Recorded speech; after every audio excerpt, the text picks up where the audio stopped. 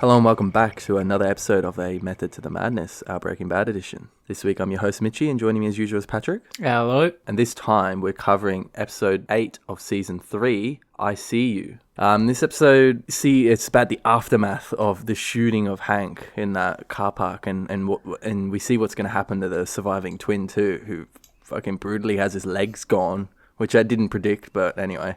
It's amazing how this entire episode is literally just in the hospital. Yeah, pretty much, eh? Yeah. Well, I mean, we cut to Jesse in the lab, but other than that, it's all in the hospital. Yeah. So I mean, it feels like not much happens, but I think it's a bit of a diffusing episode after the quite intense last couple episodes. Anyway, can you take us through the plot, please? Yep. Okay. As Jesse Pinkman is leaving the hospital after Hank Schrader's attack on him, he sees Hank being admitted in critical condition with 4 gunshot wounds. Jesse smiles to himself as Skinny Pete picks him up, satisfied at the karmic justice. Walt tells a confused and upset Gail Bedecker that they are not working well together and he is being replaced. Jesse then shows up at that moment, much to Walt's dismay, and displays his uncouth and unprofessional personality, which confuses Gail even further, realizing that this is his replacement. Nevertheless, Walt and Gail shake hands and part ways on relatively amicable terms, while Victor reminds him to not fall behind on their weekly quota. Jesse informs Walt about Hank's condition, and Walt immediately leaves for the hospital. Walt catches up with his family while Steve Gomez and George Murcutt explain to him that 2 cartel hitmen made an attempt on Hank's life. Gomez expresses astonishment that Hank was able to take down both of the assassins without his gun, and this prompts Marie Schrader to question why Hank did not have his gun on him. Murcutt explains that Hank had to turn it in following his suspension due to the assault on Jesse. Marie lashes out on both of them, blaming them for leaving Hank defenseless and not backing him up when he needed them most. She also pins the blame on Walt, believing that Hank would never have crossed paths with Jesse if Walt had never bought marijuana from him. Fucking marijuana, eh? Yeah. Source of the world's problems. Yeah, death of us all. Yeah. I didn't realize that karmic is an adjective form of karma. Yeah. Interesting. What do you think of that karma? In this situation, you know, in the context of Hank being shot after beating up Jesse. Yeah, I mean, I don't know. It's another one of those wild, improbable coincidences in Breaking Bad. You know, as soon as Jesse gets out of hospital, he sees his attacker being rolled in like a way worse state than he was. Yeah, it's interesting, isn't it? It's like we know. Like, we know for a while, I guess for a couple episodes, that we knew this was going to come to Hank, right? Like, that the twins were going to come for him. Mm-hmm. But Jesse has no idea about that. So the justification for him seeing that, I guess, is karma in a way, without actually knowing what's going on.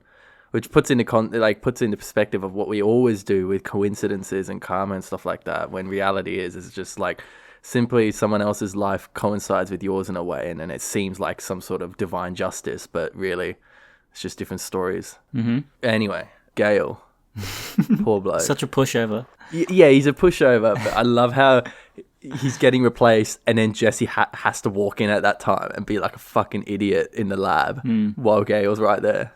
It's just so funny. He's like, you know, I say pushover, but he does sort of like stand up for himself a little bit. Yeah. You know, he demands that Walt tell him, like, you know, exactly why. Like, why is this dude replacing me? Yeah. I'd be pretty confused too if I was him. But anyway, what can he do, you know? Yeah. When you're in the illegal meth business, there's not much you can speak up about. You can't go to union. Yeah. Especially when you got dead-eyed Victor looking over you. Yeah. Who's going to be dead in like 3 episodes, but anyway. And Marie, she's on the grill this episode with good reason. Like she's a wife of Hank, right? Mm-hmm. But like, man, I can see her justifying. Like, I can see the justification for grilling the cops. You know, you got to take it out on someone. Like, you know, they accept it and they know that there's just an angry wife, right? But then she starts grilling Walt for this shit about like, oh, you shouldn't have bought the marijuana, otherwise this wouldn't have happened. It's like such an illogical conclusion to make. But what I love is that Skylar actually defends Walt. Yeah. Which is very interesting change. Yeah, I think Skylar's attitude is like starting to change a lot here. Yeah, definitely. You can this episode in particular, like with that defense of Walt, and then following on from that, this whole episode, you can really tell that she's just now on Walt's side.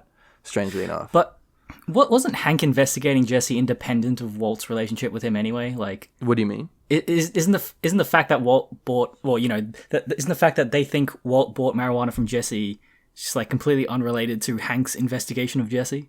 Yeah, I don't know why she... She was just looking for any connecting thread.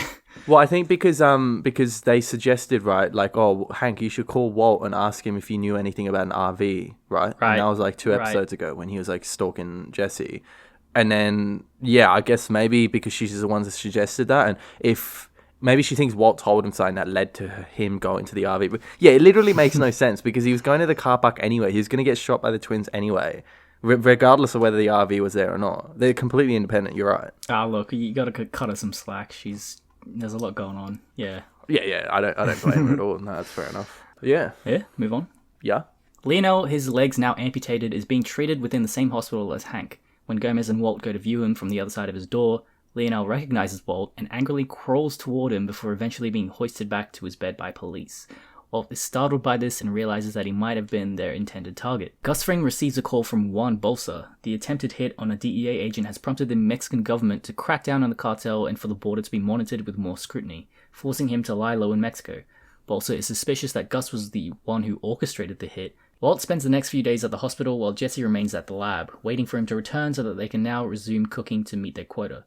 Walt eventually receives a call from Gus to check in on their progress, not wanting to give him any information that might reveal that his brother-in-law is a DEA agent. Walt lies about why they are falling behind, saying that Gale has set them back significantly, and to make up for it, he promises to produce 400 pounds of meth next week. Gus agrees to this. There's nothing that could be more apt at displaying who is a psychopath by having them crawl towards you with fucking no legs and all this blood coming out of their fucking amputated legs. Like, man, that guy's nuts, eh? Yeah, exactly. What's he gonna fucking crazy? do? Like, yeah, what was he gonna do? He's just gonna, like, punch his ankles or some shit, you know, like... Yeah. It's like a fucking zombie or something, you know? You know, these characters, man, like, they're just forces of nature. Yeah, I know, right? Yeah. It's creepy, eh? Seeing that whole scene. So I find it interesting that he doesn't want to tell Gus about Hank because he doesn't want him to find out that he's a DEA agent, which I didn't realize until you just said that in the plot. But Gus must know, right? He does, because he went to the DEA office and saw Walt's picture there. Yeah, so he knows exactly what's going on. So in a way, he actually is... That's why he's so accepting of the fact that he won't deliver the 400 pounds of meth, right? Oh, right. Because I thought it was a little bit like... I kind of like, well, you know, this guy's pretty fucking brutal. Like, he doesn't seem like to cut anyone any slack. But then he just suddenly like, yeah, it's all right, just make sure you deliver it next week kind of attitude. And it's like, okay, well, now that makes sense because he does have the insider knowledge of what's actually going on. Right, I didn't get that, but yeah, you're totally right. Yeah. But yeah, I really like the Juan Bolsa aspect of this episode. I think it's a really clever way of showing how fucking important or how big Gus Fring is in the drug world. Like... Because as we see at the end of this episode, which we'll read later on, but you know, like this guy who all the way in Mexico is getting all this shit because of what Gus is doing, and then you can slowly see the pieces of like the puzzle fall into place, like and how Gus Fring is really he instigated all of this, most of it, you know, from happening. Yeah, he's a mastermind. Yeah, he is a mastermind. Yeah, I really love. Jesse like blowing himself up in the suit. Yeah, yeah. We need to talk about that. Yeah. I mean, what's there to say? It's just funny. Just fucking, just him in the lab, like. Yeah. Yeah, I don't know. We don't have much to say about that. It's just funny, I guess. But like fucking hell, like what a child. Yeah, his attitude turned around pretty quickly. Yeah, because he saw Hank getting fucked up. He's happy now. Oh, right, you know, yeah. It's funny what karma can do to people. Yeah. All right, should I finish this off? Yeah.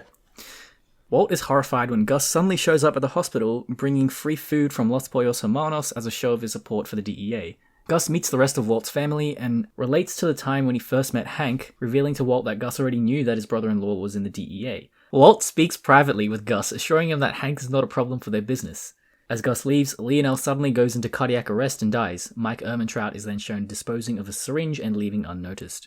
Later that night, Gus receives another call from Bolsa, whose house is now surrounded by Mexican federales due to Gus tipping them off to his location. With Lionel now dead, Bolsa is convinced that Gus is behind all of this, and he vows that the cartel will seek retaliation against him. Immediately after, the federales raid Bolsa's home and shoot him dead. How good is the end? Well, that end. Yeah, About Gus. there's a lot of, Gus coming to the hospital.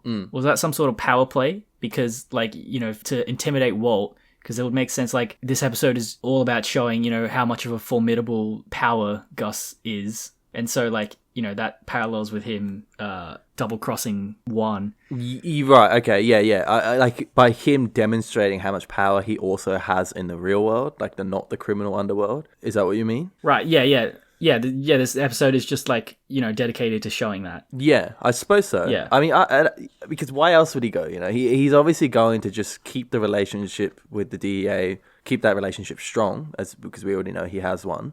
And, yeah, I guess the other reason would be to kind of demonstrate to Walt that as well. And also to demonstrate to Walt that, like, he knew the whole time about Hank, and that right. there was no need for Walt to lie to him about who his brother-in-law was, Which is an interesting bit of, like, characterization again, because Gus, like, that's a pretty risky thing to do. And then even after, when he's leaving, Walt comes up to him and they talk, and he's, like, real secretive, and he's like, shake my hand and say thank you. Yeah. Despite, could have gotten caught, but he still wanted to, like, put himself out there and risk it just to intimidate Walt. Yeah, exactly. Yeah. I guess so, but I don't know. I feel like he uses that as the disguise, really. Like, him going out into public is what he does to make sure he isn't caught.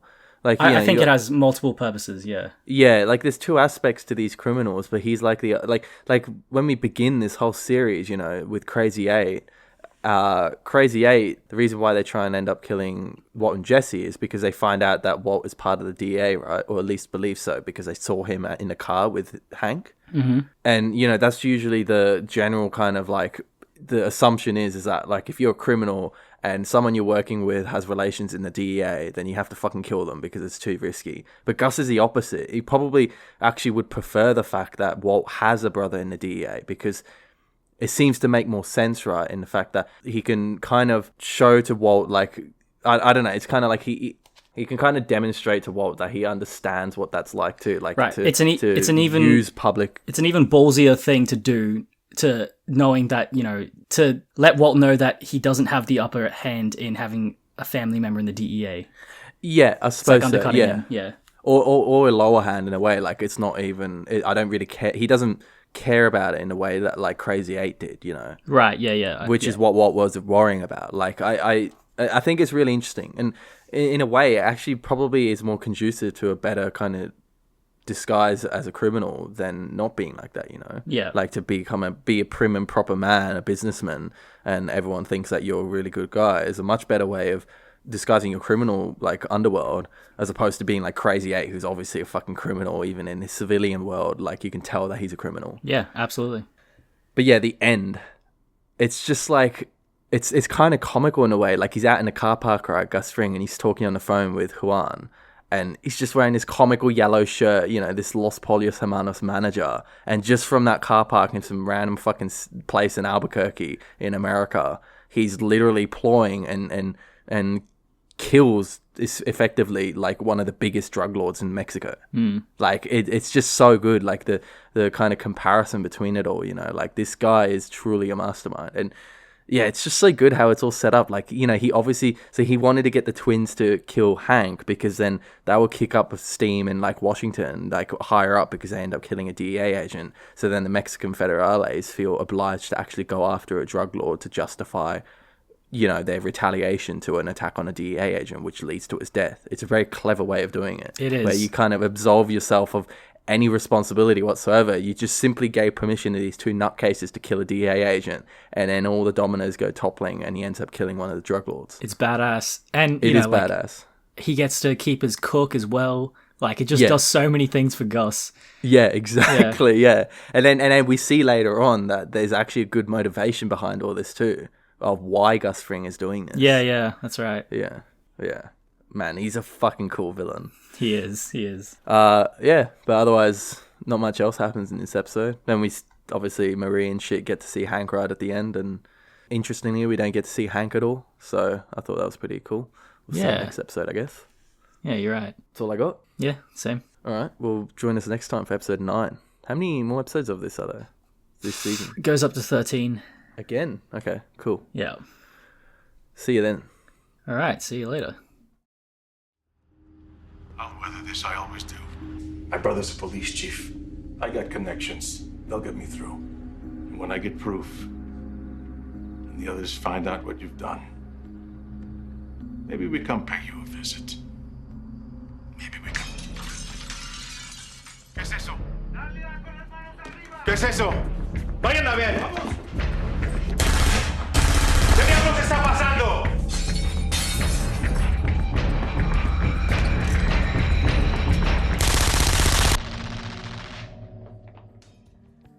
If you like this series, Mitch is going to tell you where you can find more of these. Yep, so you can find us on Spotify, YouTube, iTunes, SoundCloud, or Stitcher. And we've also got a website, amttm.com, where you can find our fabulous episodes on Breaking Bad. If you have any questions, queries, insights, or criticism, you can send them to mail@amttm.com. And as always, thank you for listening.